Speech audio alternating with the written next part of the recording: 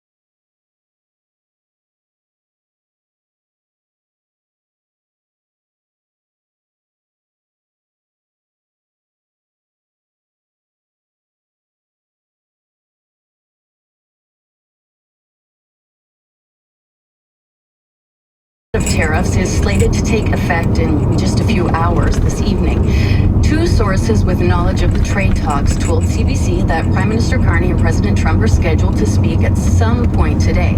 But there is currently still no deal. And if no agreement is reached, the 50% levies will hit $28 billion worth of Canadian goods, ranging from electronics and hockey sticks to honey and essential oils. These latest duties would be the highest rate we've seen since the trade war with U.S. President began. And unlike previous tariffs, these taxes would apply to goods protected under CUSMA. Canadian officials have been negotiating with U.S. counterparts to address this latest threat and the existing sectoral tariffs already in place on lumber, steel, aluminum, autos, and more. So how would these tariffs impact you? If you own a business, how are you preparing? And what are your thoughts on Canada's response so far? Call us now. Just hit pound 690 on your cell phone. You can call 1-800-825-5950. 604-669-3733 or email bctoday@cbc.ca. And if you're watching on our TikTok Live, you can just leave a comment there.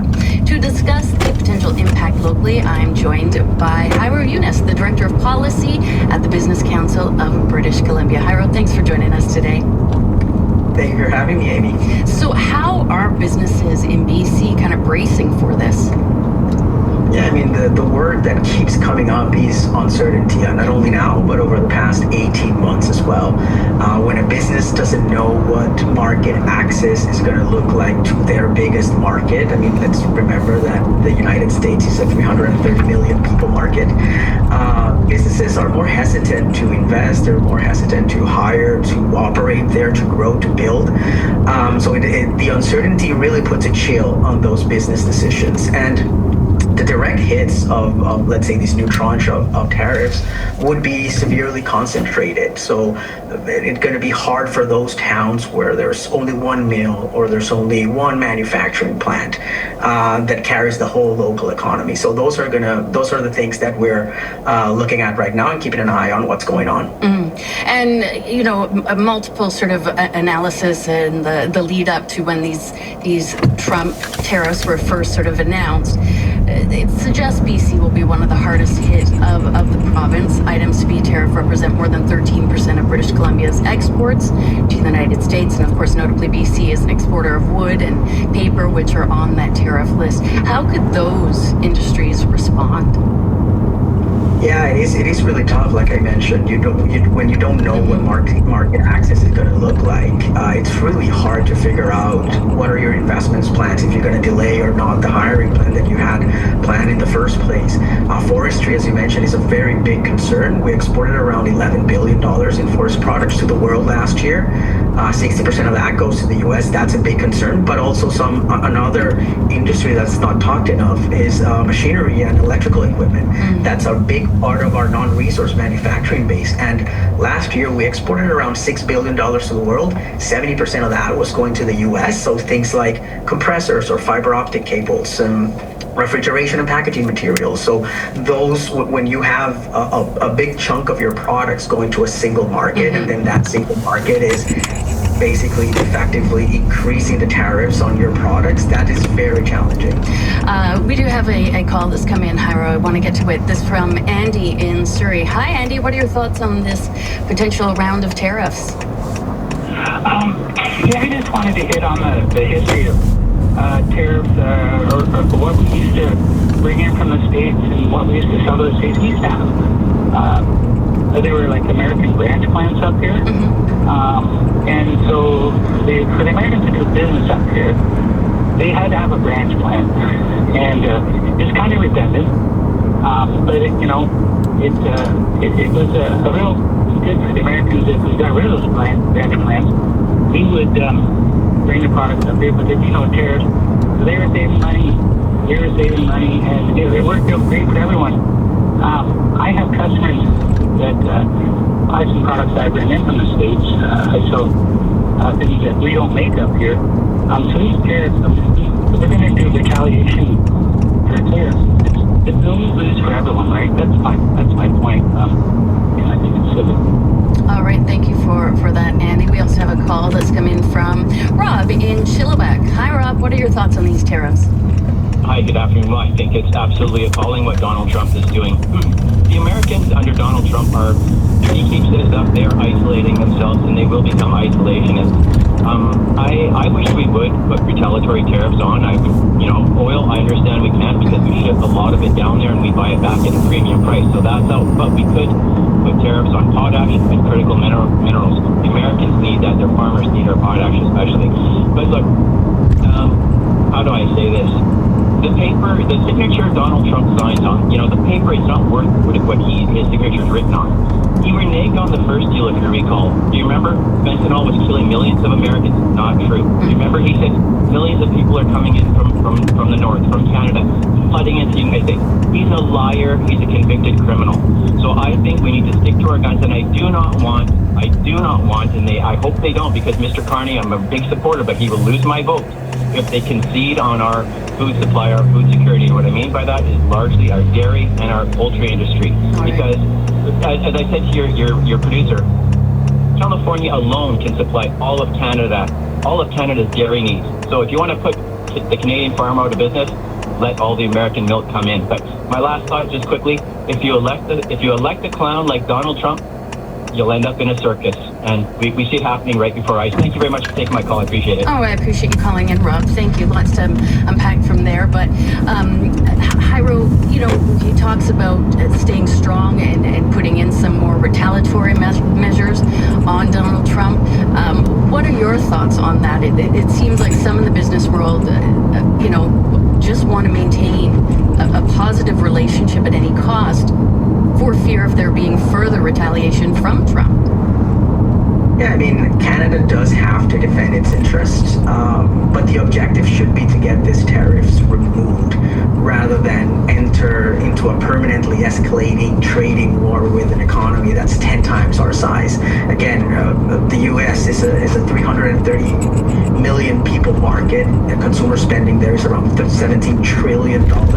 It's a big market. One of the biggest reasons why investment in Canada was so attractive was because of our proximity to the U.S. and our guaranteed access to U.S. markets. Retaliatory tariffs on American products would only raise prices on Canadians, and we don't want to tax ourselves to make a point. So we do have to defend our interests. There's other ways. I think the Prime Minister has done a good job of keeping calm and carrying and continue to carry over these negotiations, and that's important. But I don't feel that retaliatory tariffs are the response to this escalating trade disputes. All right, we're of course talking about the increasing threat of these tariffs going through. It would happen at 9:01 p.m. Pacific time, just after midnight Eastern time. Of course, we'd love to hear your thoughts. If you want to join the conversation, 604-669-3733. You can also call 1-800-825-5950 or email bctoday@cbc.ca. We're speaking with Jairo Younes. He's the Director of Policy at the Business Council of British Columbia. And Jairo, some businesses have told us that they would not be doing sales to the U.S. pretty much overnight, and there would be significant impact to their bottom line. At the same time, some argue that maybe BC has underlying challenges aside from tariffs, especially in the lumber industry. So let's just take a listen from someone on the show this morning. You can go back to the pine beetle in 2008-9 through to 17-18, where much of BC's forests were devastated and killed by that. We've had decade-long softwood lumber tariffs imposed on the sector, high costs, First Nations claims, protecting forests, ecological, environmental concerns. The list is very long. That was Keith Peacock, economist, and he sort of pointing out that regardless of what tariffs will go through or not go through, that the lumber industry in BC is struggling, and a lot of that falls on our own shoulders. What work do we need to be doing in BC to further our economy, to take care of our sectors, whether or not these tariffs go through? Yeah, I absolutely agree with Ken. Most of our challenges in the forestry sector are homegrown. Access to fiber is a big issue for the industry, and those are some provincial policies that are deterring that access to fiber. So we need to we need a whole rethink as to what is for policymakers in Victoria to really rethink what is the role of forestry in our economy and in our society. I mean, as you know, local communities rely on the industry. It's a source of employment for many families. It's capital intensive, so it's high productivity, higher wages. It's one of the backbones of our export base. So we need to make sure that we're kind of rethinking some of our policy regime and some of our permitting regime, our environmental regulations and restrictions, some access to fiber. We need to do this. This is for sure something that policymakers in Victoria need to pay attention to. The challenges in the industry are not solely at the feet of Donald Trump. There are some homegrown policy challenges that we also have to get our house in order first. We just got an email in from Martin, and he writes, I think Carney and team are doing the best they can. You're dealing with somebody who is arguably unstable. How is anyone on this earth supposed to deal with that? And we do hear that argument in terms of Canada's negotiations so far with the United States and with President Trump himself. It can be a very difficult situation. He is incredibly unpredictable. Do you think it is possible that Donald Trump would still walk back from these tariffs, even as we get so close to that deadline? Well, we'll have to wait and see. I mean, I think the Prime Minister was elected to manage this relationship, and he has delivered a reasonable good deal for Canada compared to the rest of the world. Right now, we have the lowest average tariff rate. So we still have access to U.S. markets better than most countries. So I think his approach of keeping calm and carrying on has worked for now. Refusing a bad deal is also the right posture. So I do think that the Prime Minister's strategy has been successful somewhat. Now there's several other tests that need to happen. But you only negotiate from a position of strength. And if the economy behind you is strong, then you have enough leverage when you're bargaining in these very high stakes conversations. And there has been some real progress. I mean, we've seen some, both from the federal government and the provincial government, more of a newfound focus on the economy and having it in the center. For example, we have fast-tracking projects in LNG, for example, that will help diversify and develop our natural resource industries. The West Coast Pipeline will also diversify. So I think that approach of strengthening our economy, of negotiating from a position of strength, but also continue to diversify, is also an important strategy, and we'll have to wait and see what happens today. We've got a call in from Kevin in North Vancouver. Hi, Kevin. What are your thoughts on these tariffs? Hi. Thanks for taking my call, for starters. And I just wanted to say that, in my opinion, Trump's not the problem. It's the 77.5 million people that voted for him. And there's no reason for us to think that someone who comes along after Trump's gone with those same opinions and beliefs isn't going to get those votes.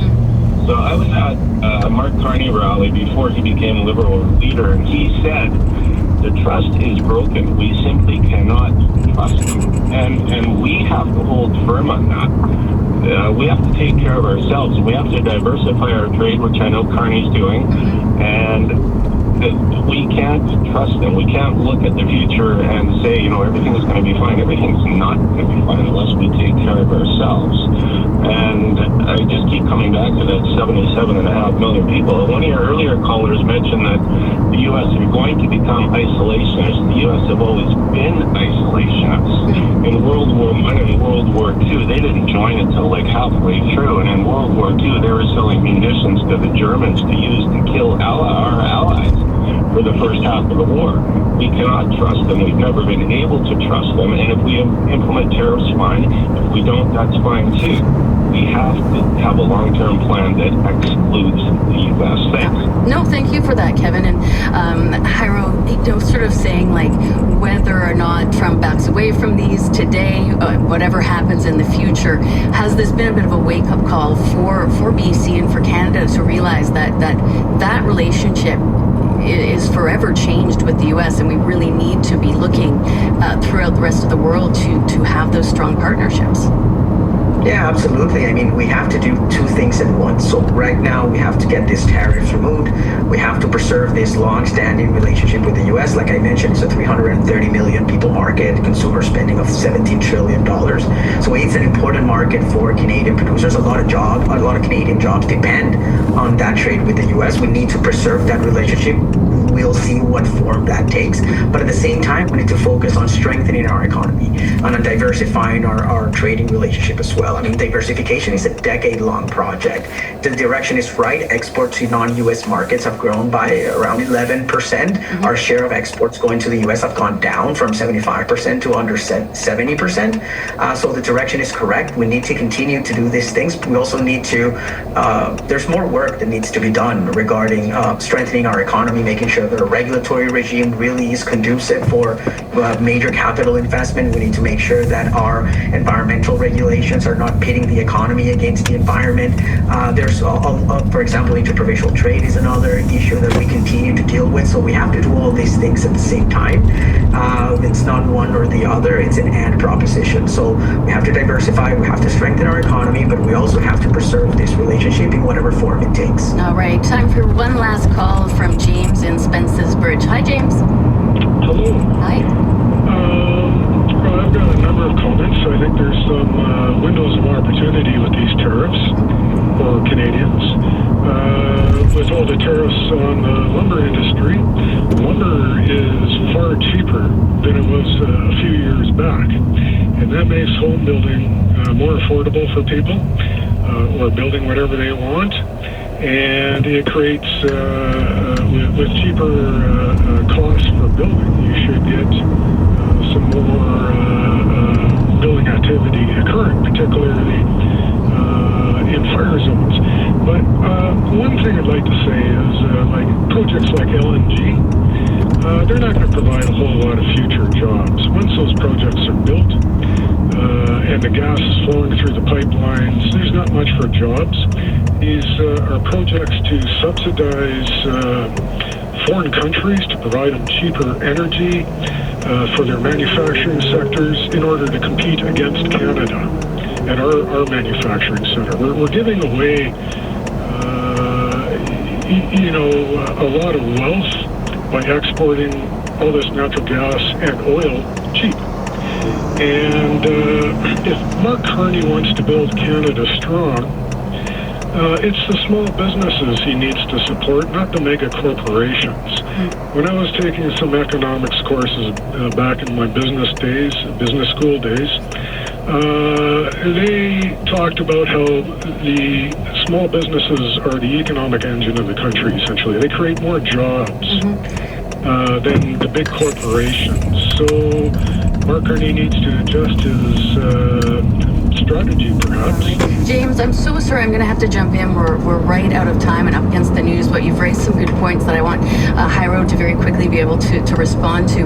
Is it more looking at sort of that grassroots, those small businesses? Is that what's going to help sort of stabilize our economy here in BC, or do we need to focus on those big ticket items? Well, Amy, I don't think they're excludable. We need to do two things at the same time. We need to focus on those natural resource industries that are the backbone of our export sector, that are capital intensive, higher productivity, pay higher wages, that we use the export earnings that we get from those industries to pay for the imports that we rely on. So that those mega capital projects around our natural resource are extremely important for the health of our economy.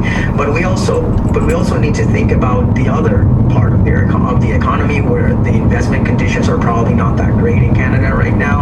I mean, I hear many horror stories about small businesses dealing with municipal regulation, provincial permitting, federal regulation. We have to do both things at once. We have to take care of those cream of the crop projects, but what about the rest of the economy? What's going on with those investment conditions? Are we in an attractive jurisdiction to open a business? Are we fostering entrepreneurship for those small businesses and startups? I think we need to do both things at once. We will have to leave it there, but I have no doubt we'll talk to you in the very near future. Hyro, thank you. Thank you for having me. That was Hyro Eunice. He is the Director of Policy at the Business Council of British Columbia, and I stepped on her toes, but it is finally time for the news with Amelia John. Good afternoon. Here are the latest headlines from the CBC Vancouver newsroom. About 150 structures have been destroyed or damaged in the Bald Range wildfire near Summerland. About 40 of those structures are in Summerland. The rest are located in the regional district of Okanagan-Similkameen. Residents have started to return home after a number of evacuation orders were downgraded to alerts. A 27-year-old man has died after swimming at Goldstream Provincial Park near Victoria. West Shore RCMP says officers were called yesterday evening after the man went underwater near Goldstream Falls. There have been a series of accidental drownings in BC this summer, including the death of a 13-year-old girl who fell from a paddleboard in Cultus Lake earlier this month. And Metro Vancouver's unionized outside workers say they are picketing water main projects that will affect the planned dredging of Burrard Inlet. The union says workers have been pulled from two projects under construction in Vancouver and North Vancouver. The dredging under the Second Narrows Bridge was set to start next month and would allow tankers to load more oil at Trans Mountain's Westridge Marine Terminal. And now the BC forecast. On the north coast, cloudy with a chance of drizzle, high near 15 and up to 23 inland. In the Peace, a mix of sun and cloud, windy and 26. In the central interior, including Prince George, a mix of sun and cloud, windy and 26 degrees. In the Kootenays, a mix of sun and cloud, chance of showers or thunderstorms, smoky, the high near 31. For the Okanagan, widespread smoke, windy and temperatures in the low 30s. And for the south coast, sunny and hazy conditions today, temperatures between 23 and 26 inland. And that is the CBC News from Vancouver. Thank you so much for that, Amelia. And Dr. Bonnie Henry gave a health advisory around the smoke situation in BC. She said the best thing you can do for long-term health is reduce exposure. Know the air quality in your area. And we do have, as Mr. Farmer was talking about, we have a number of credible resources that you can use, including bcairquality.ca. But if you don't have an air quality meter close to you, trust your senses. If you see or smell smoke, your air quality is being affected. PM 2.5 is usually about moderate on our air quality scale range when you can first smell smoke. So that's a marker that you can use. If you are somebody who's more at risk, then you need to think about things like avoiding outdoor activity.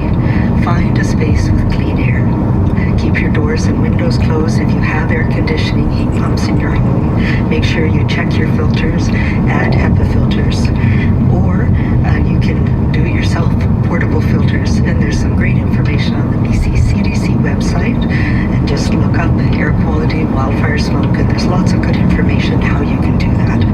If you can't keep clean air in your entire house, then create a space in one area of the house where you can spend time to get that clean air, like a bedroom or a place where you can all gather. Also, know where the clean air spaces are in your community. These are the places like malls and community centers, libraries, and we know that many of the First Nations and communities around the province right now have set up particular clean air spaces for those who don't have the ability to do that at home.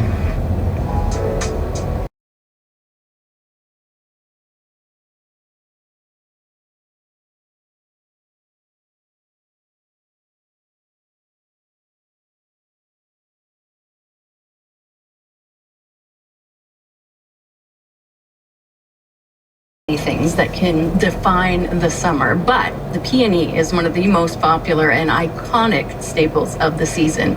From the playline rides to the super dogs to the delicious and deep fried food and adorable farm animals, it is a highlight for many families, not just here in Vancouver, but right across the province. The 2026 fair kicks off this Saturday, August 22nd, and runs through to September 7th, and is being billed as a new era of entertainment, including, of course, the new Freedom Mobile Arch and special programming. So what is your favorite P&E memory? What do you most look forward to at the fair? And what's the best P&E concert you've ever seen? Call us now. Just hit pound 690 on your cell phone. You can call 1-800-825-5950, 604-669-3733, or you can email us bctoday@cbc.ca. You can even leave a comment on our TikTok Live. Now, for more on what to expect at this year's P&E, we have P&E spokesperson Laura Balance with us in studio. Laura, so nice to see you. It is wonderful to be here and talking all things P&E. I will will admit to my full bias. I grew up here. I've been to the peony, I think, every year of my life. Oh. So that's, I mean, just a couple of peonies perhaps. Yes. But it is so ingrained to me that is summertime. It's sort of summer season winding down. It goes out with a big hurrah. It has been part of our landscape since 1910. Mm-hmm. What do you think it is that has allowed it to stay, relevant through so many generations? Well, I have really strong feelings. This is my 34th opening day on Saturday, so I've been to a lot of the fairs. It sometimes feels like I've been to all 116, but but the truth is I believe the peony is special because it represents a place where people of all ages, ethnicities, economic circumstance can come together and create a collective memory. And in a province where people are from so many different places in the world or so many different places in Canada, to have that place, that communal gathering place where we have watched a Superdog show or ate a mini donut or seen a concert, it's really important because it brings us together and connects. So I think that's why so many British Columbians, not only that are here in British Columbia today, but we hear from British Columbians around the world about how special the peony is to them. And the peony has done, I think, a very good job at changing and evolving over the years. And I always say, our core audience is 2 to 92 and everybody in between. It's a big task to put on something that connects with British Columbians of all walks of life and makes it a place where we want to come together as that end of summer tradition. But, in your opening there, when you talk about your favorite peony concert, we could do 12 hours. I'm sure, when I was actually writing that, I was just like, oh my gosh, I can't even think what my favorite would be. But I know, growing up, I would go every summer with my family, and I remember taking both of my children for the first time, and I got quite emotional to see it through their eyes once again, and be able to hang out in the, sort of the children's area and revisit it. Yeah, I think it's interesting because the peony, when it opened in 1910, it was the Vancouver World was the newspaper, and I've seen copies of that the day after opening day, and the opening line was, "In the wilds of eastern Vancouver, Sir Wilfrid Laurier opened the gates to the Pacific National Exhibition." And back in 1910, it was the second largest fair in North America behind the New York State Fair. But it really led to the development of East Van, and a lot of the neighborhood around the peony began as streets that were peppered with early peony prize homes. We had a campsite and a rail station because many people thought it was too far to go for a single day. So as the fair has had our city and our province grow up around it, what's happened is a unique opportunity, and I think in many ways an obligation, about educating urban British Columbia about the role rural British Columbia plays in all of our lives. So the animals, when I go down, and it's one of my favorite places on the site, when I go down to the 4-H festival this weekend or the ag displays throughout the fair, and you hear children asking, which one is the cow? Or they're point at a horse and call it a cow, or a cow and call it a horse. I think that that's a really interesting thing, that not everybody grows up having close exposure to the that rural life that is so important to British Columbia. No, it's true. Yeah, and so that's a really important role that it plays. And then just that fun-loving, free-spirited, coming together, and all of the shows, whether it's the Superdogs, and by the way, we're celebrating our 50th. I wanted to ask you about that. The peony, so August 21st, 1976, Herb Williams was a General Motors sales representative, and his boss said to him, GM has got a display at the fair, we need you to program it. And so on opening day 1976, August 21st, Herb had his own dogs, because he had only a couple of days to put a show together, who he was had very well trained dogs. It was in the parking lot of the peony. From that grew the Superdogs, and now it travels the world. It's a high percentage of the dogs in the Superdogs are rescues. They are just absolutely, they are our most popular show, and they entertain hundreds of thousands of people every year, and we're so proud to be part of that history. And I will say that this year at the fair, you're going going to be able to celebrate the super dogs. We're going to be unveiling our Paws of Fame, which is our top 20 super dogs of all time. Oh, I love that. Although I know that my two dogs, Frankie and Maybelline, are not on the list, even though they've never been officially a super dog. I feel like they are the greatest super dogs, but everybody feels that way about their dogs. I was going to say, I sort of feel like my dog Groove should be on that list, but the dogs are always such a highlight. We do have a call that's come in from William in Victoria. Hi, William. What are your memories about the Peony? Okay, this is actually William's wife, Susan. Oh, sorry. My story all wrong. Okay, so let's get the facts straight with you. My sister and I saw both the Eurythmics one year and Prince another year. Oh my God, those are two. We saw the Eurythmics. Well, the curtain was black, and suddenly out shot these great red leather gloves twirling an umbrella. Here comes the rain again, and here came Annie Lennox. Oh, wow. What a big one to see. And Prince? It was electrifying. It was sort of around the Purple Rain era, so classic. Yeah. Wow. I did not get it right, so I took the phone.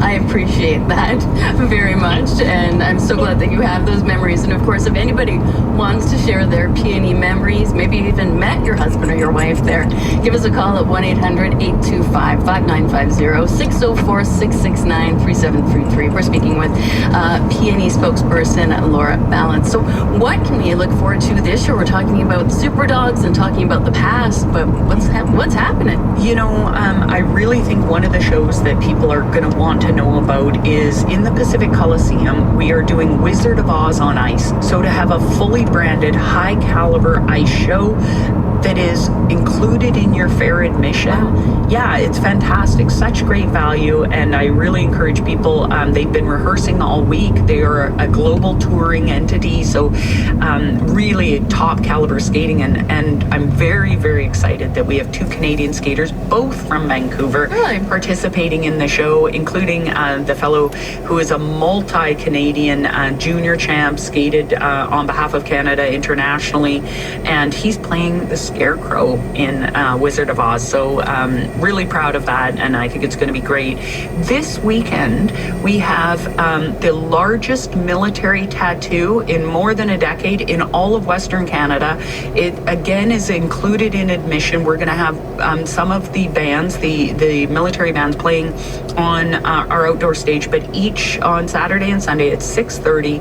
We've got an amazing show, and I think, you know, listening to your program talking about the state of Canada and everything else in a global context, I think there's a lot of people that really are interested in celebrating our country and our flag, and I think this is going to be a lovely way to do it. This is military bands, it's precision drill teams, it's pipes and drums, it's dancers, and one really unique thing is we have 3 Ukrainian refugees who came to Canada early in the Ukrainian war. They've settled in Victoria. 2 are violinists, one's a singer, and they've been invited as one of the bands have invited them, and they will be performing with that band. So I think that's another really, really wonderful show and opportunity. We've got the West Coast Lumberjack show back again, free with your admission. We've got a fun display again that people. It's Sean Kenny's Animal Superpower Lego Bricks display. So yeah, absolutely. Who doesn't like Lego? So that's going to be a lot of fun. We've got, you know, it's almost hard to talk about all the different shows. There is so much, and really, I think what's interesting this year, and I think what people will notice, is this is our first fair back since 2019. We went from 2019. We went through COVID with the limited fairs, and then we were in full construction of our arch, and so the new amphitheater. So we had a really compressed footprint. For us at the Peony, we feel like this is our big show. We've got so much entertainment. We've got the full site back. We've got every corner is programmed, and then, as you mentioned, we've got that beautiful arch with such a fantastic musical lineup. And for fair fans may remember that when we closed down the old outdoor amphitheater, Blue Rodeo closed out that in 2019. Today, we are so excited to have Blue Rodeo opening the fair program in 2026. So they'll be our opening night. And then I think the other one that's going to be just fantastic. Well, there's so many, but the Guess Who on August 23rd, another great Canadian band traveling, Burton Cummings, Randy Bachman traveling as the Guess Who, performing as the Guess Who. What an amazing show that's going to be. Yeah, we'll get back to the Freedom Mobile Arch because I do want to talk about that, but we do have a call that's come in from Dawn in Mission. Hi, Dawn. Hey, how you doing? I'm doing great. What are your thoughts on the peony? Do you have a moment that stands out? Yeah, a few actually. I grew up in the Lower Mainland, so I went just about every year to it.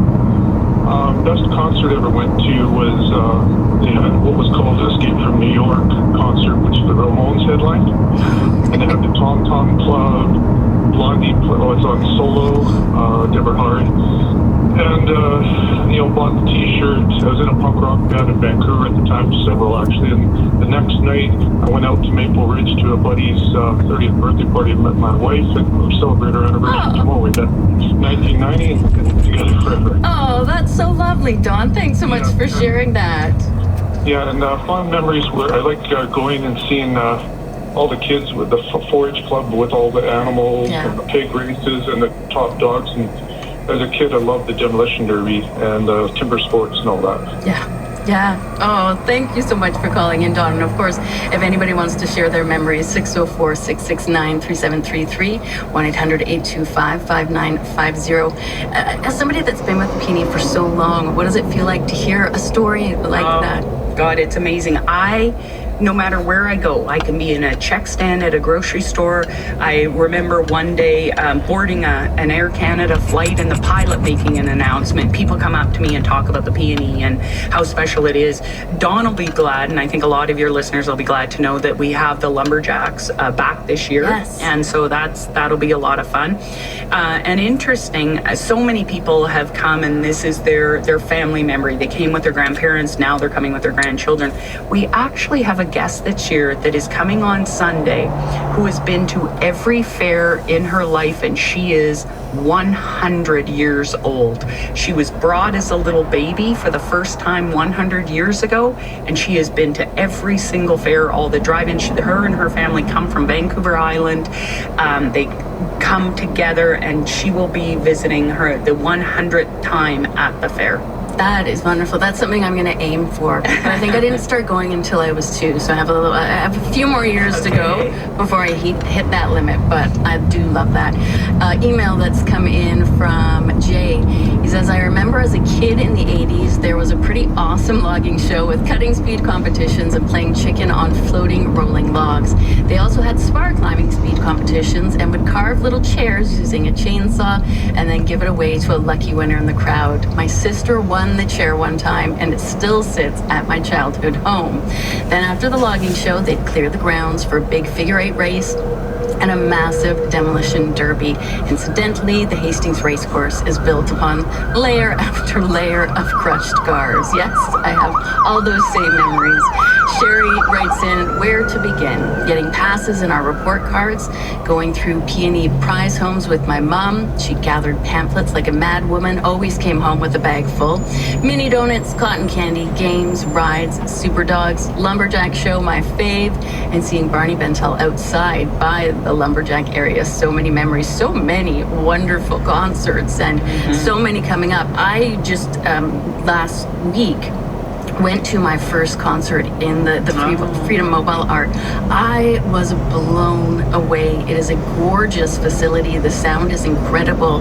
How much, sort of in terms of programming the first summer with it, how did you sort of pick? We've got Weird Al Yankovic and Boy George and Culture Club and the Guess Who, Sarah McLachlan, Blue Rodeo, Cynthia Erivo. My goodness, with the VSO, she is going to be unbelievable in that venue. Yeah. So what's so amazing about it is the Peony has, we started back in 1910. We are a not-for-profit. We do not get government subsidy. We work very hard to be self-sufficient. So for us, everybody connected with the peony. The Freedom Mobile Arch is such an important symbolic moment. It represents the future of the fair because we haven't constructed anything since 1968 when we built the Pacific Coliseum. And this is the future of how this site, we've got professional hockey in the Vancouver Golden Knights back in the Coliseum. We have the new Freedom Mobile Arch. And what I love about the arch, aside from its spectacular beauty, the acoustics in this venue, and when we had our grand opening event just before we turned over the venue for FIFA Fan Fest, Jan Arden played, and she said she talked about what a beautifully acoustic building it is for artists to play in. But back right to the beginning, the Peony has always been about celebrating British Columbia, BC building trades, and BC building products. And that's what we see with the arch. We've held firm to that. That beautiful wood roof is Canadian wood, 100% Canadian wood.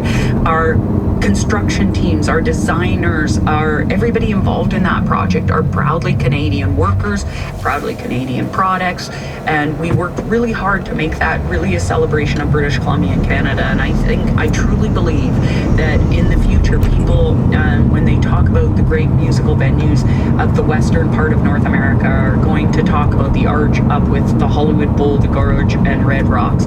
I think they'll talk about the Freedom Mobile Arch and what a beautiful venue it is. Yeah, I absolutely don't doubt that. In fact, we've got a call from Shelley in Ladysmith. Hi, Shelley. What's your favorite memory of the Peony?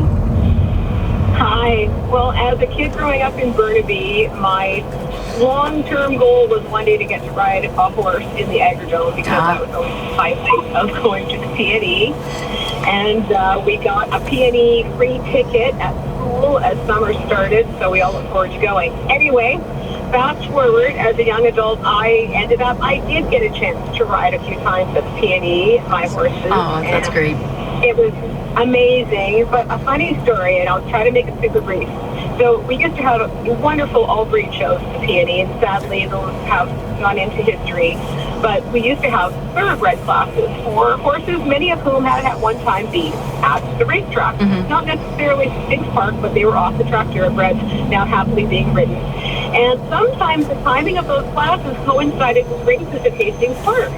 So these horses would be wonderfully in hand, under saddle, doing their thing in the Agrodome, when suddenly they would hear the bell at Hastings Park, and they would flash back to their glory days, 3-year-olds, and every single one of those off the track thoroughbreds would just lose it and go back to their youth and I love that. Ride them out of the gate. So it was lots of fun, and I do so hope that those agricultural buildings get a facelift and that they don't remove, because they are a huge part of the fair. No, absolutely. Thank you so much for taking my call. Oh, thank you, Shelley. It's just such a great memory there. I want to get another call in from Gary in Richmond. Hi, Gary. What's your favorite memory?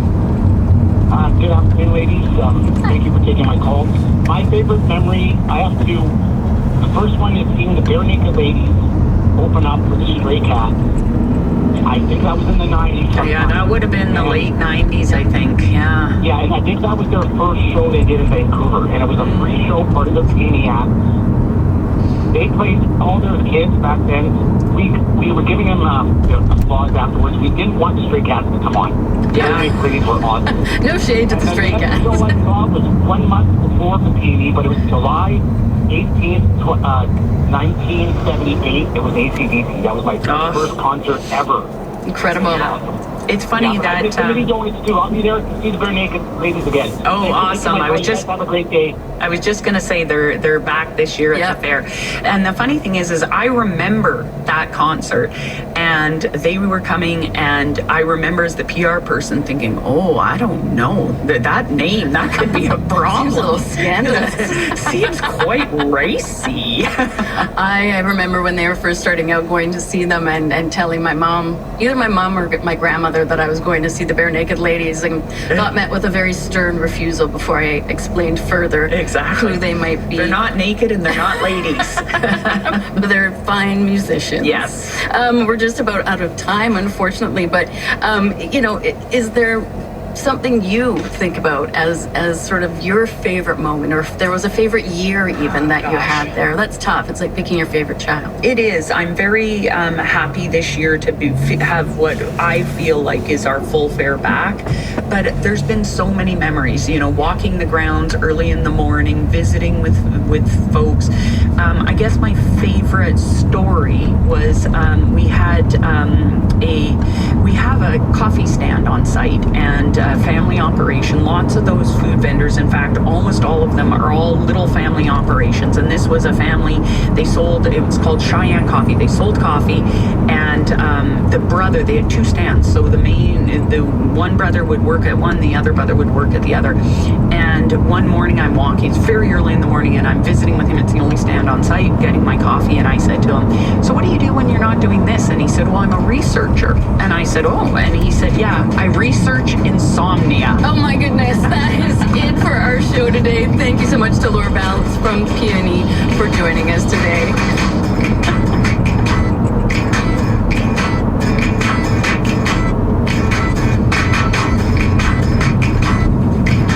Of course, you can listen to the show again on the CBC Listen app and watch us on demand on the CBC British Columbia YouTube page. I'm Amy Bell. Thanks for joining us here on BC Today, and I hope you have a great afternoon.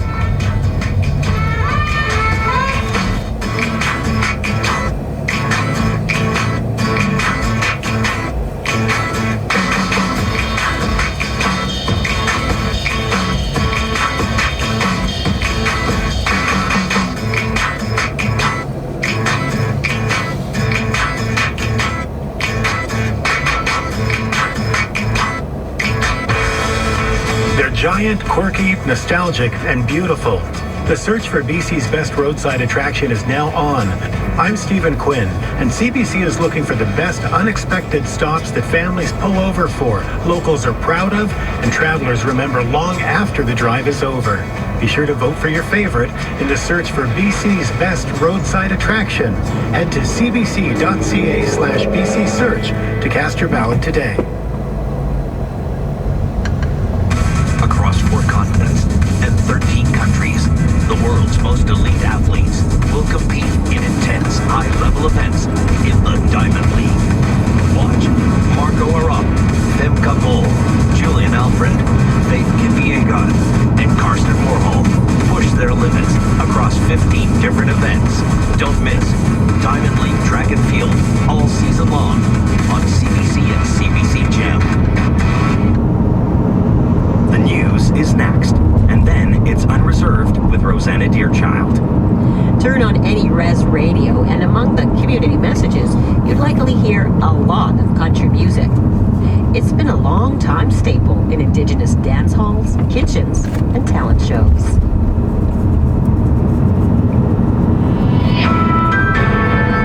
This is CBC News from Vancouver. Good afternoon, I'm Amelia John. Hundreds of people are being allowed to return home to Summerland after a wildfire forced evacuations more than a week ago. Some structures have been damaged, while others are still considered too risky to return to. Kimberly Davidson has more. When we came into Summerland, we stopped at 2 gas stations. They were closed or just starting to open up. Downtown is pretty quiet. We have 3,400 properties where evacuation orders have been downgraded to alerts, and that is within Summerland proper. Now, some areas are still on evacuation order. That includes Garnet Valley, Prairie Valley, and Meadow Valley.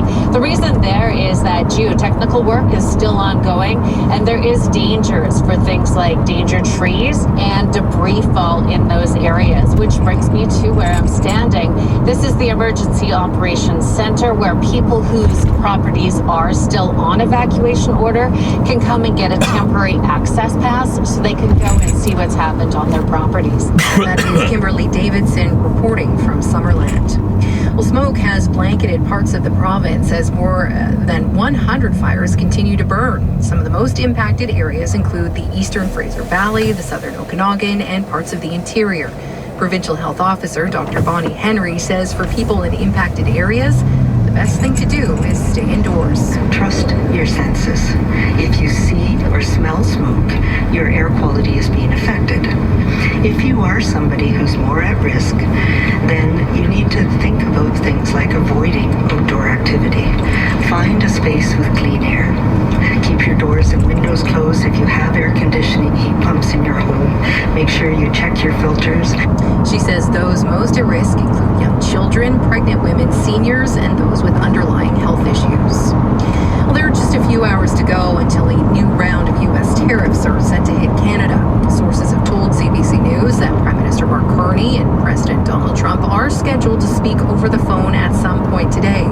Olivia Stefanovich has the latest. What the sticking point is, according to sources who've spoken to CBC News, who have knowledge of these talks, is that the U.S. is not willing to budge enough on sectoral tariffs. So remember, the U.S. is not only threatening these new tariffs on Canada, sectoral tariffs in place against auto, forestry products, steel, aluminum, that Canada wants to see reduced significantly or eliminated altogether. And what we've been hearing from sources is that the Americans remain steadfast, not doing enough to meet Canada's demands. In fact, what sources have told CBC News is if we take autos, for example, the Americans are willing to reduce the 25% tariff it has in effect against Canadian-made vehicles to 15%, and then saying, well, we'll lower that even more if those vehicles contain more American products inside the vehicles. But so far, that hasn't been good enough for the Canadians to accept that deal. Olivia Stefanovich reporting from Ottawa.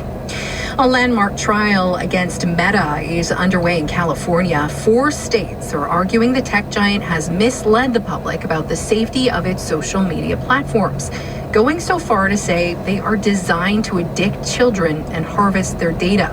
Victoria Baines is a former Facebook trust and safety manager for Europe, the Middle East, and Africa. She left the company almost 10 years ago. She says they used to have teams of specialists working to keep young people safe. But what we've seen since then is a shift towards automation. There are still dedicated people working in those child safety teams, but it's only been very recently that Meta has been publicly speaking about what they were doing to keep children and young people safe. Meta insists its platforms are safe for young people. And the BC Highway Patrol says this year's summer campaign targeting impaired drivers saw a lower number of tickets issued compared to last year.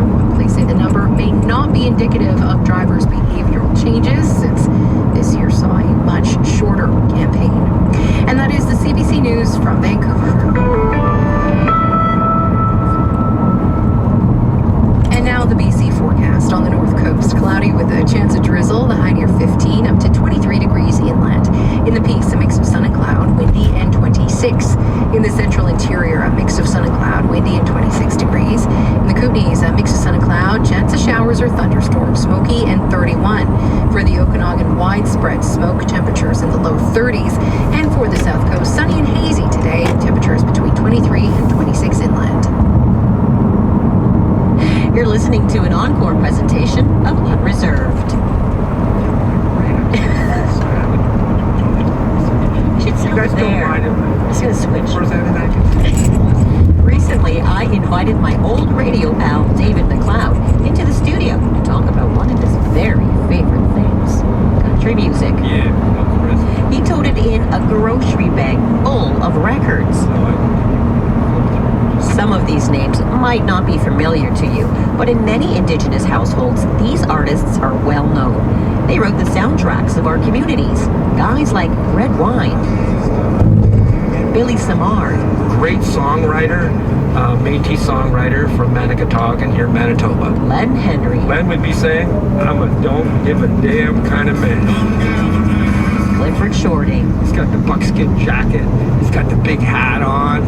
Here's Seaweed. The classic. Regarded as the first Indigenous artist to be nominated for the Junos in the early 80s. So he broke ground that way as a country artist, doing it his way. One of the songs on here, Evangeline, he got to meet Robbie Robertson. Robbie Robertson said thank you for recording that song.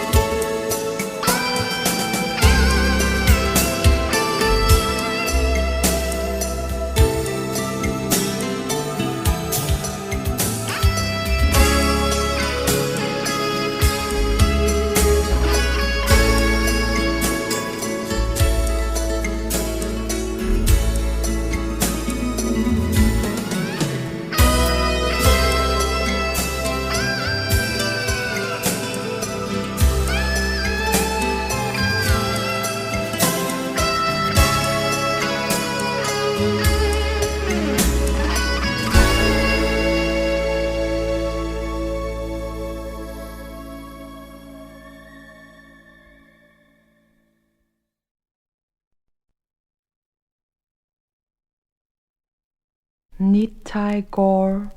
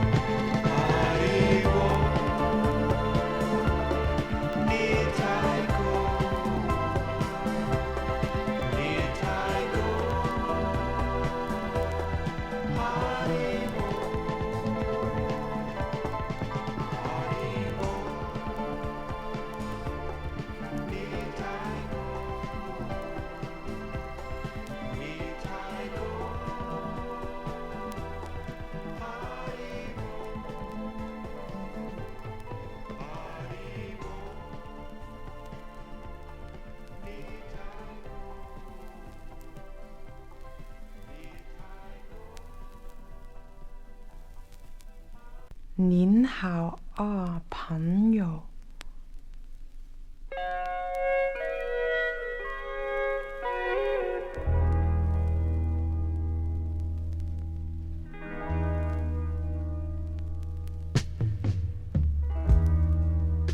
Hello, friend.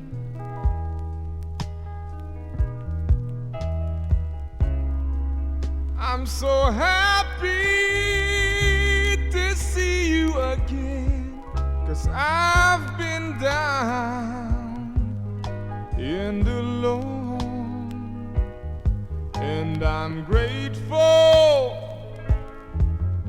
you've come here to take me home.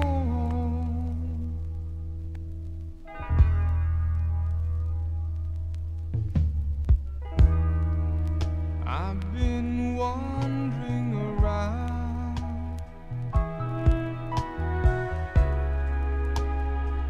with no direction, no.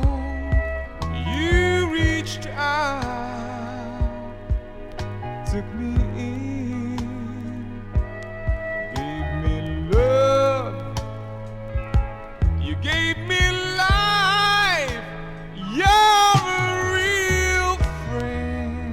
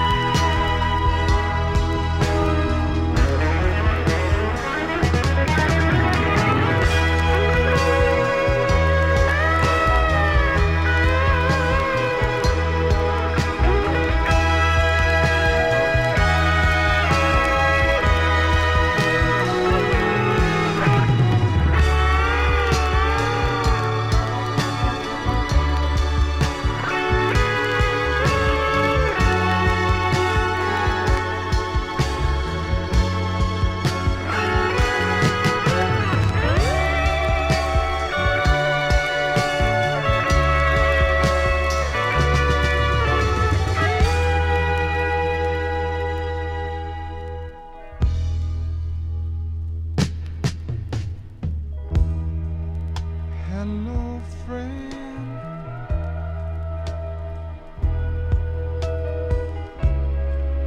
I'm so happy to see you again, 'cause I've been down and alone, and I'm grateful you've come here to take me home.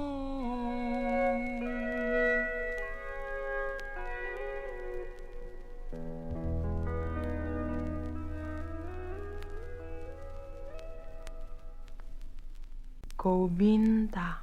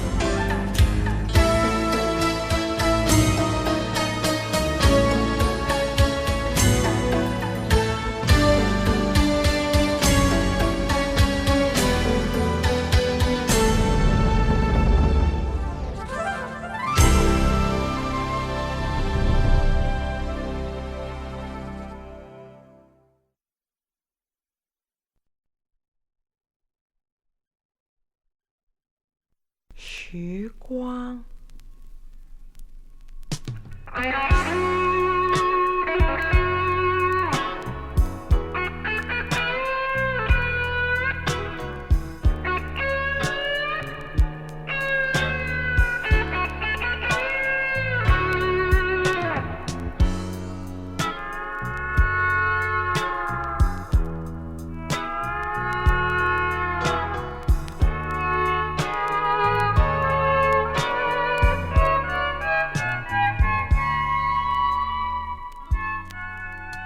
What if I ever had the time hasn't dripped away?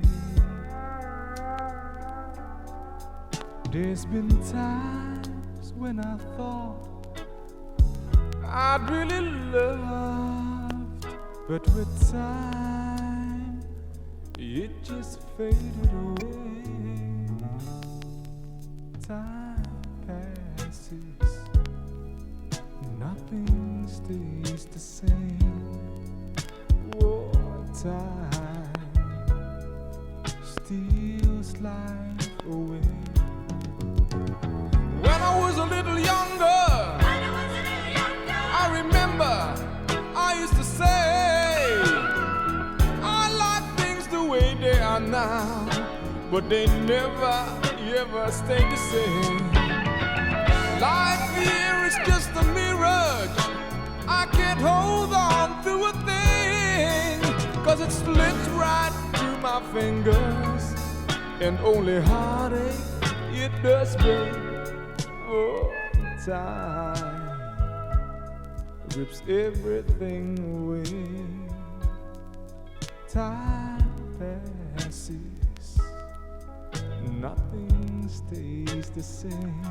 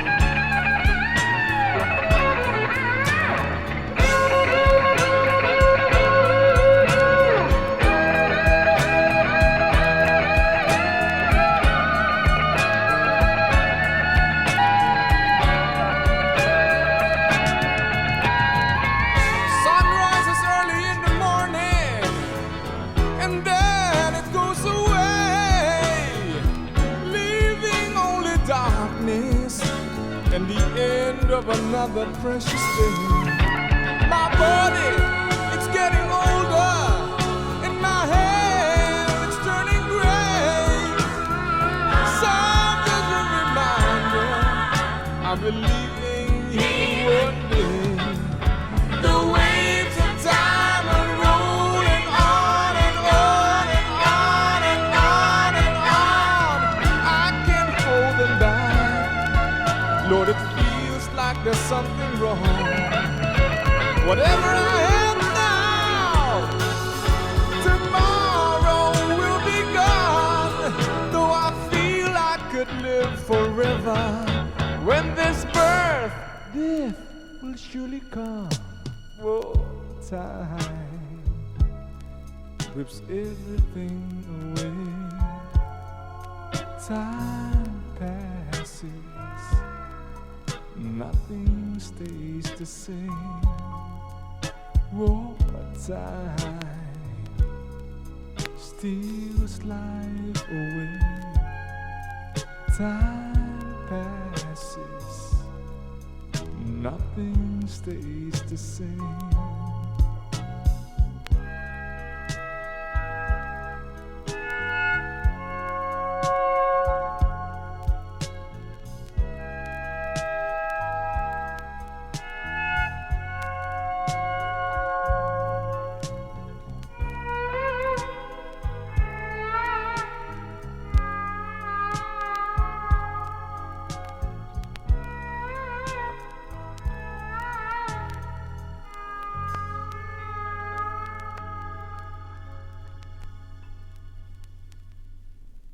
朋友们。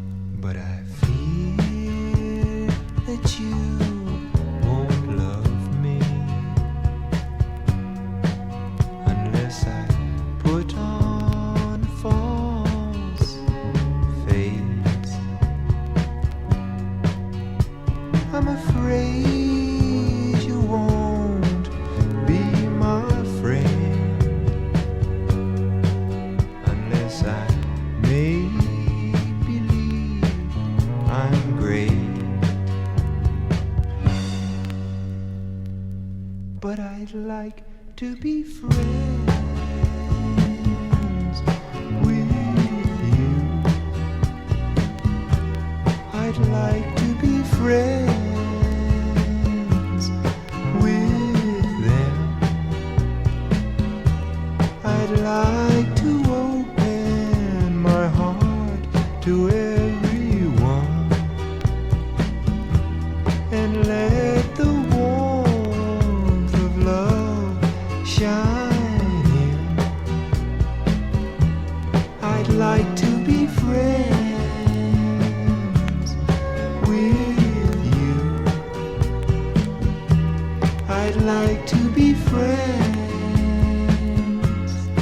with them. I'd like to open my heart to everyone and let the warmth of love shine in. I'd like to be friends with you. I'd like to be friends with them. I'd like to open my heart to everyone and let the warmth of love shine in. I'd like to be friends with you. I'd like to be friends with them. I'd like to open my heart to everyone and let the warmth of love shine in. I'd like to be friends. 朝阳。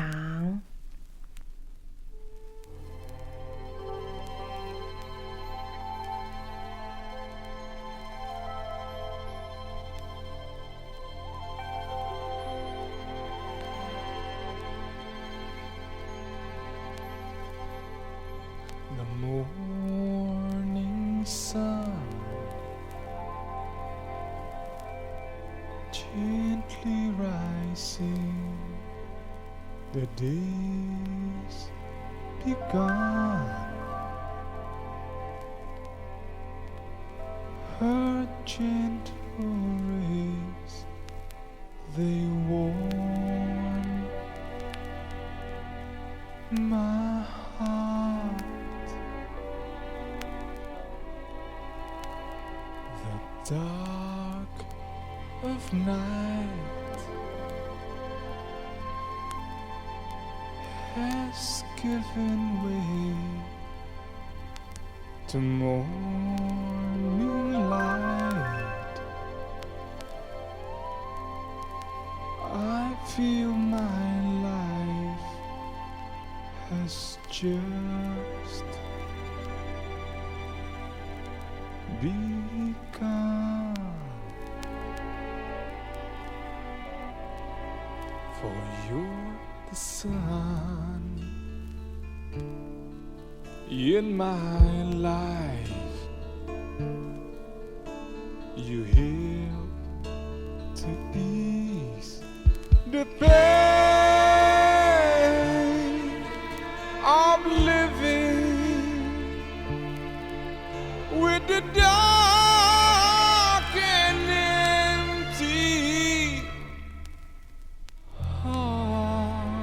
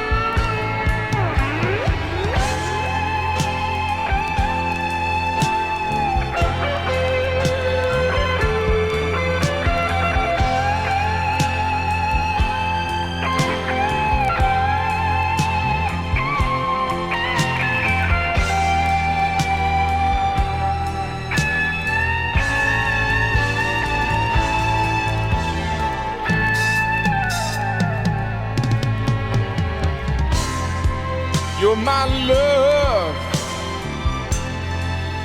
can't live without you. You're like the sun, your golden smile, it warms my heart. I feel that if you ever leave, my life would end. The dark of night would close back in, and all my hopes, all my dreams will be over. Oh God, Lord, my life would end like the setting of the sun.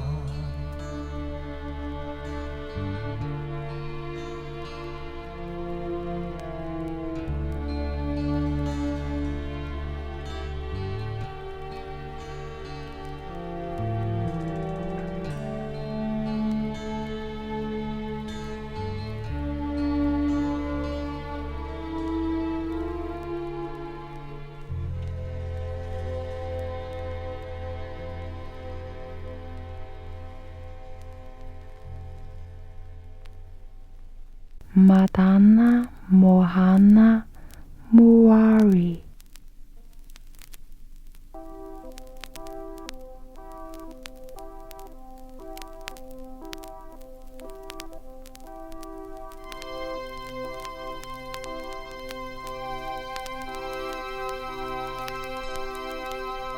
Madonna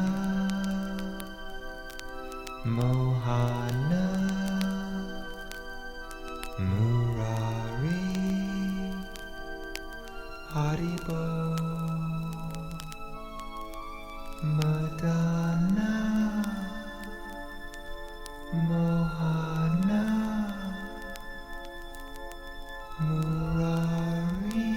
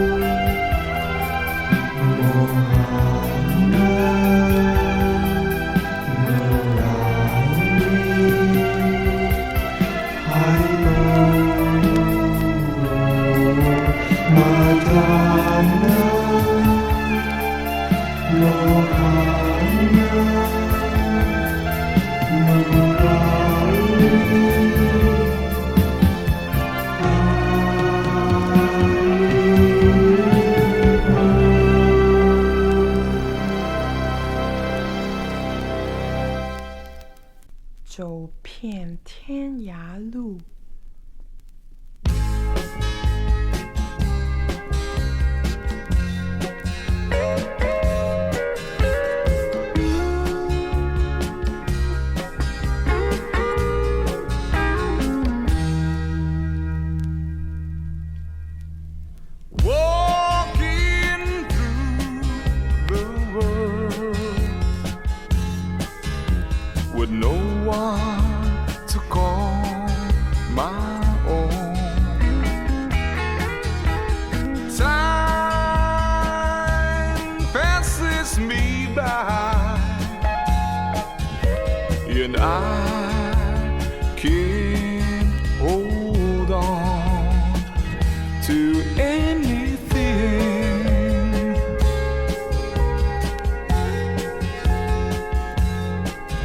And I know in time I'll be moving on.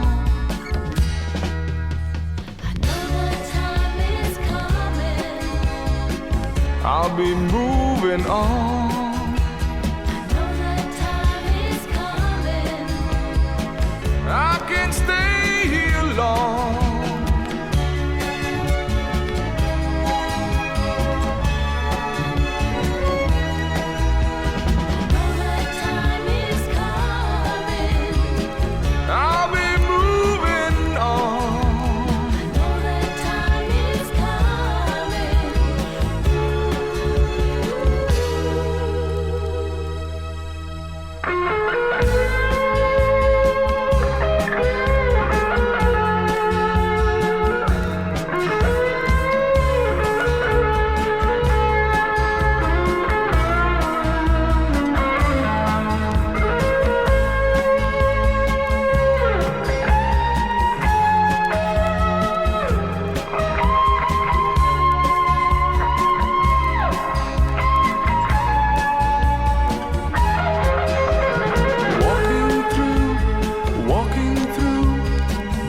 Walking through the world, I don't know why I left my home behind. Walking through the world, I don't know why I left my home behind.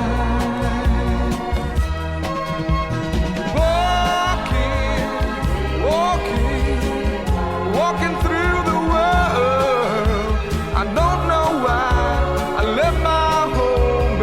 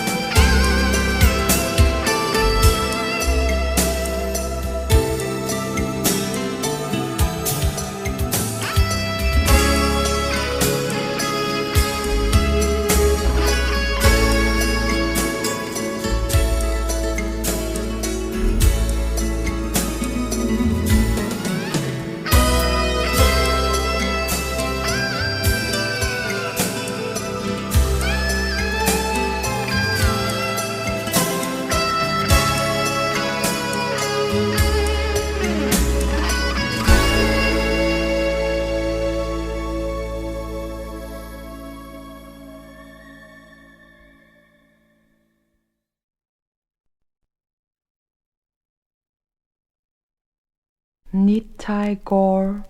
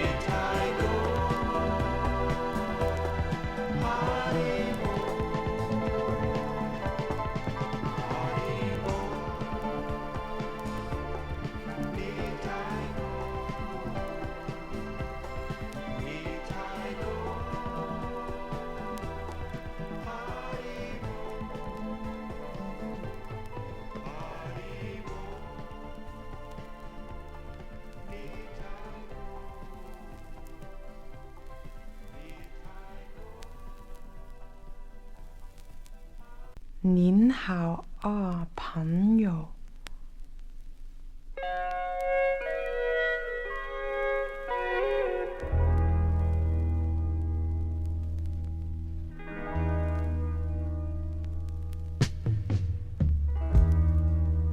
Hello, friend.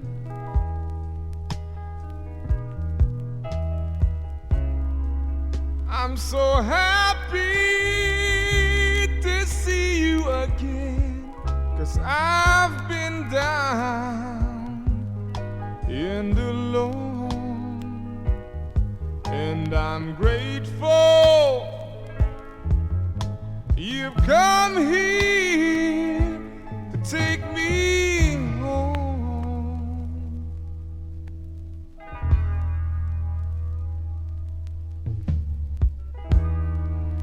I've been wandering around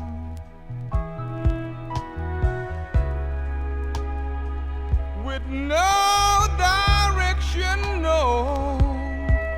You reached out, took me in, gave me love, you gave me life. You're a real friend.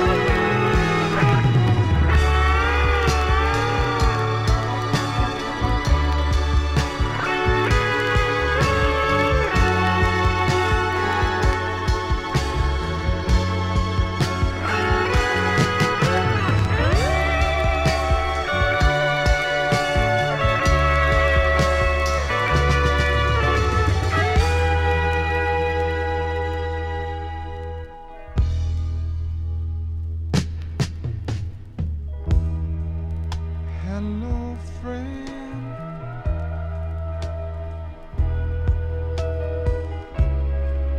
I'm so happy to see you again, 'cause I've been down and alone,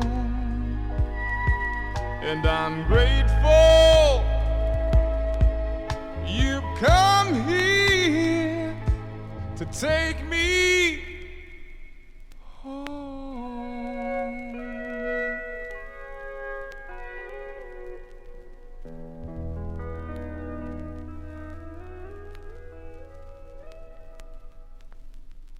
Govinda.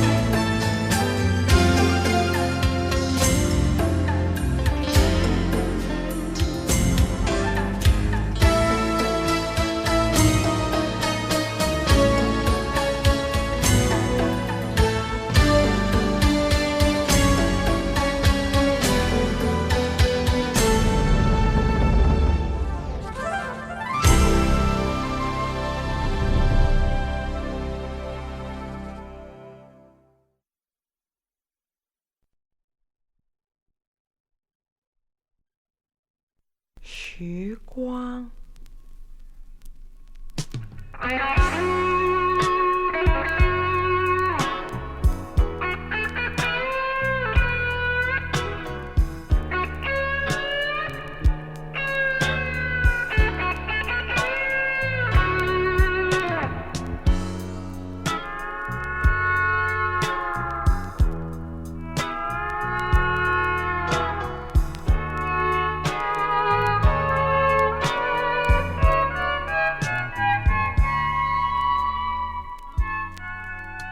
What if I ever had the time hasn't dripped away?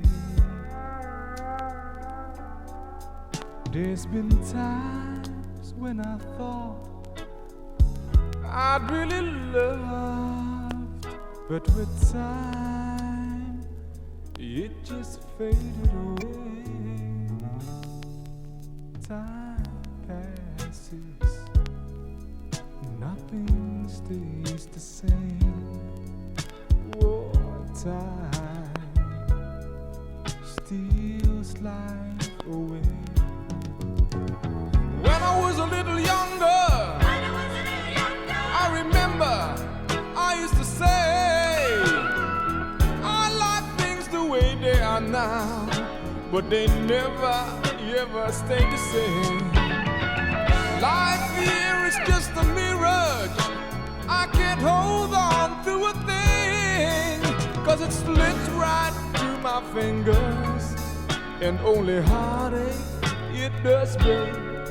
Oh, time rips everything away. Time passes, nothing stays the same.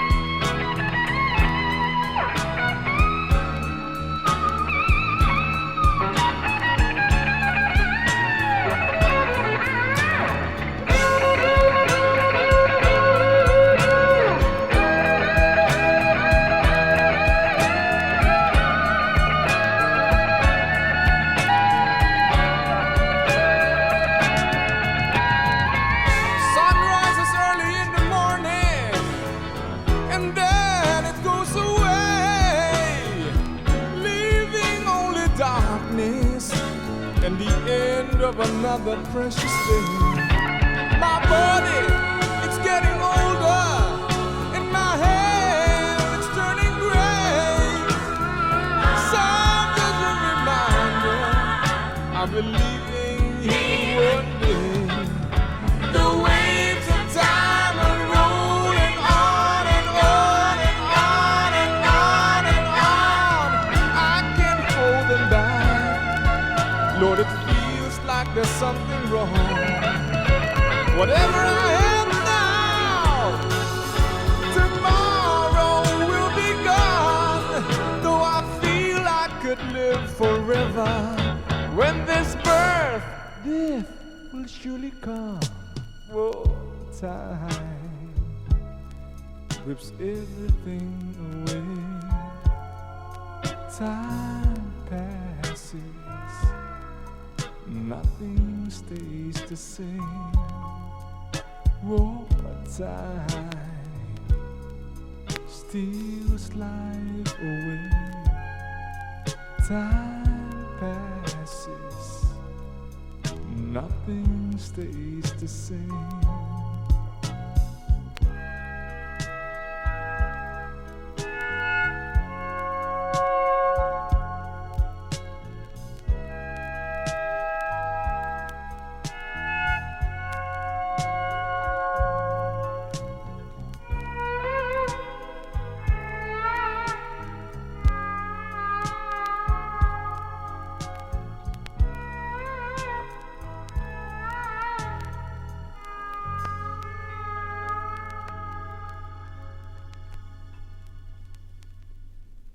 朋友们。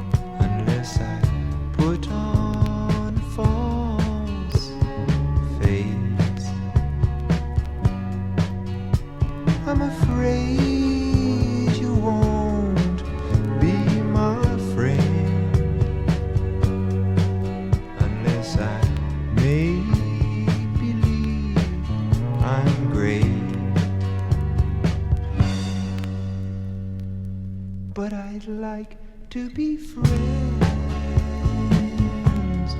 with you. I'd like to be friends with them. I'd like to open my heart to everyone and let the shine in. I'd like to be friends with you. I'd like to be friends with them. I'd like to open my heart to everyone and let the warmth of love shine in. I'd like to be friends with you. I'd like to be friends with them. I'd like to open my heart to everyone and let the warmth of love shine in. I'd like to be friends with you. I'd like to be friends with them. I'd like to open my heart to everyone and let the warmth of love shine in.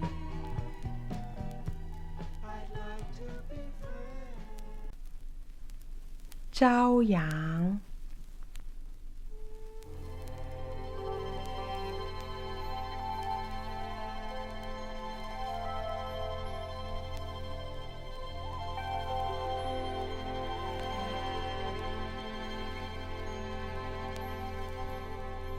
The morning sun gently rising, the day's begun. Her gentle rays, they warm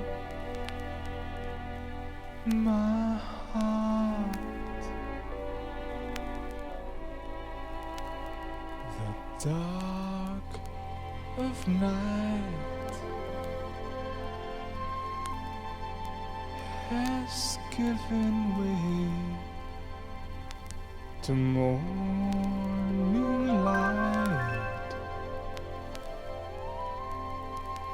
I feel my life has just begun. For you're the sun in my life. You help to ease the pain of living with the dark and empty heart.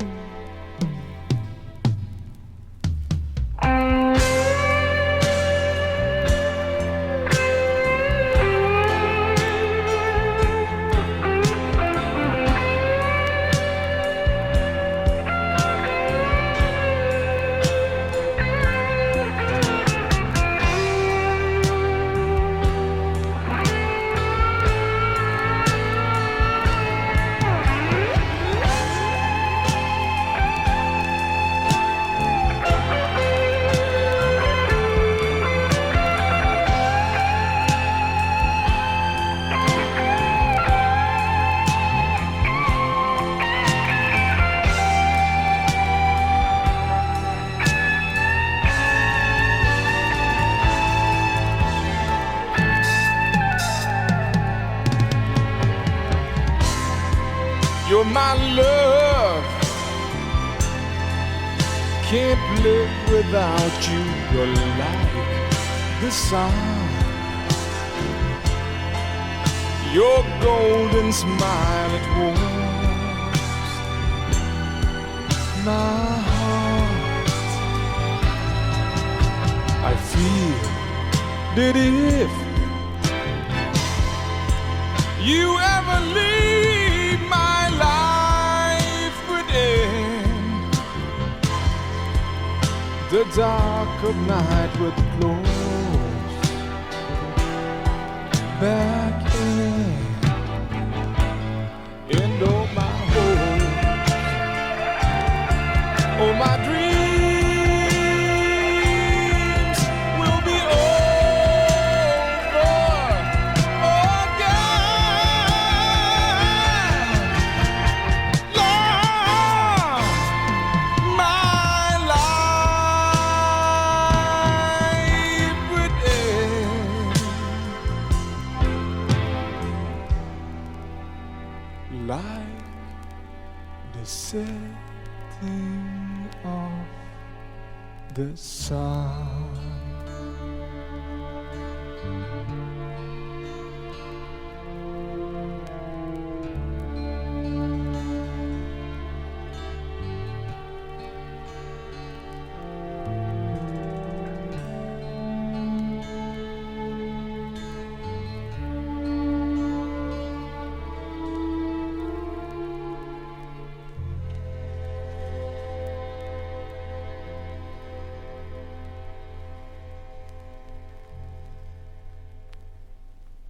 Madonna Mohana Murari.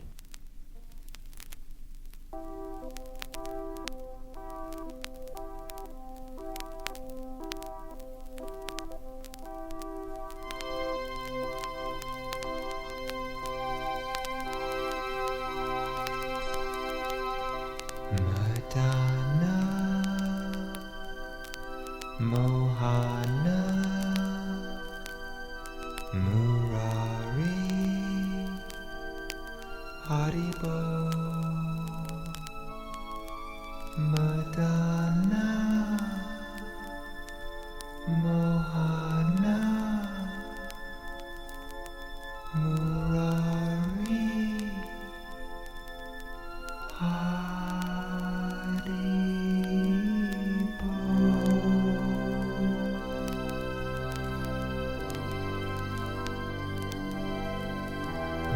Madonna, Mohana, Murari, Haribo, Madonna, Mohana, Murari, Haribo.